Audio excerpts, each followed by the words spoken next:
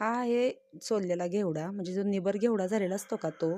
तो आम्ही काय करतो, भाजी पण बनवतो आणि असं छान उकडून घेतो, मीठ टाकून थोडंसं तेल टाकून परतायचा आणि छान असा उसळी टाईप खायचा, जशी आपण मटकी वगैरे भाजतो का तसं. भाकरीसाठी पीठ आणले, भाकरी बनवायच्यात, आत्या छान अशा शेंगा फोडतायत आणि मामा तिकडे थोडासा आराम करतायत. थंडी वाढली आहे त्याच्यामुळे थोडं रात्रीची खूपच थंडी वाजते.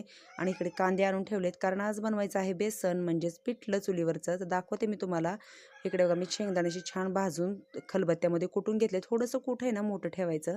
कांदा, जिरी, मोहरी, लसूणची फोडणी घालून, हिरवी मिरची घालून असं छान मी बेसन पीठ त्याच्यात घालून फोडणी घातलेली आहे आणि त्याच्यात नंतर वरतून टाकलेलं आहे शेंगदाण्याचं कूट. ह्याच्यात कोथिंबीर पाहिजे, खूपच छान होतं असं बेसन, पण कोथिंबीर नाही आहे. आरावर बेसन शिजते. भाकरी झालेल्या आहेत. आम्ही असं बसणार आहोत जेवायला. ठेचा बघा इकडे छान असा ठेचा बनवलेला आहे. शेंगदाणे भाजून घेतलेत, मामा खात्यात उकडलेले घेवड्याच्या बिया. तर असं आम्ही आता बसणार आहोत जेवायला. तर या सगळ्यांनी